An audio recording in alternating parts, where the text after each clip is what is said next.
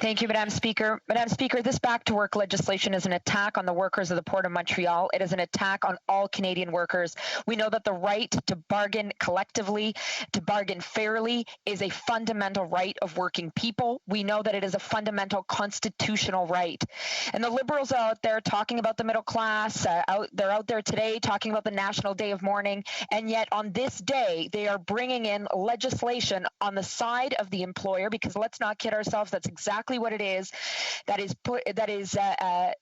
taking the power away from workers at this time. How can this government claim to be on the side of working people, on the side of the middle class, and bring in back-to-work legislation against the port workers in Montreal and against working people in this country? The Honourable Minister.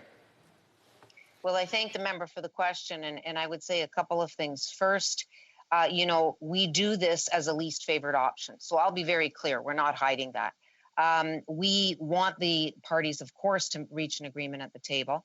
But that clearly, after 2.5 years of negotiations, after over 100 negotiation sessions with mediation support there by the federal government, the parties are not close to reaching an agreement.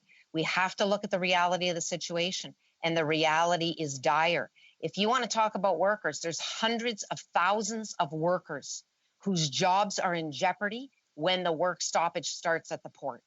And so, yes, we want the parties to continue to negotiate. Yes, we want workers to be supported in this. And this is why we continue to say to the parties, reach an agreement. And in this legislation we are putting forward, there are up to 21 days. They can still mediate and come to an agreement in the presence of a mediator and arbitrator that is there. Honourable